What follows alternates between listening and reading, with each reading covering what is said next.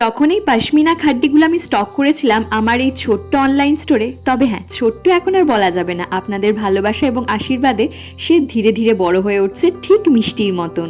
এই তো জাস্ট 6-7 মাস আগের কথা, জাস্ট আলমারির একটা র্যাক দিয়ে শুরু করেছিলাম, এখন পুরো একটা গোটা ঘর কভার আপ করছে। সত্যি কথা, ইউটিউবে এই 3-4 বছর ধরে কাজ করতে করতে কখন আপনাদের বিশ্বাস, ভালোবাসা এবং আশীর্বাদ অর্জন করে নিয়েছি।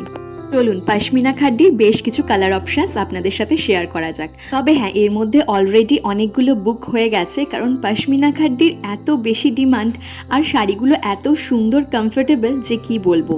আমি যে বাটল গ্রিন কালারটা পরেছি সেই কালারটা আমার অনেক দিন ধরে পরার ইচ্ছে ছিল। তার সাথে সাথে এই অরেঞ্জ কালারটা, উফ, এত ব্রাইট, এত সুন্দর।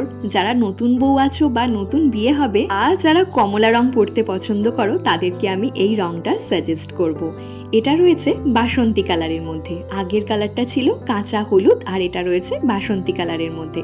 চলুন এরপর একটা পিচ কালার দেখানো যাক। এর আগের বার এই রঙের মানে পিচ কালারের একটা শাড়ি আমি পরেছিলাম, প্রায় 10 থেকে 12টার মতন বুকিং পেয়েছি, কিন্তু সত্যি কথা বলতে সাপ্লাই দিতে পারিনি।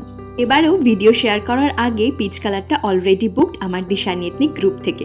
তাই বলবো, কোনো শাড়ি যদি পছন্দ হয়ে থাকে তাহলে ফটাফট দিশানি এথনিক গ্রুপে জয়েন হয়ে যান। এই যে আমার হোয়াটসঅ্যাপ নাম্বার দেওয়া থাকলো।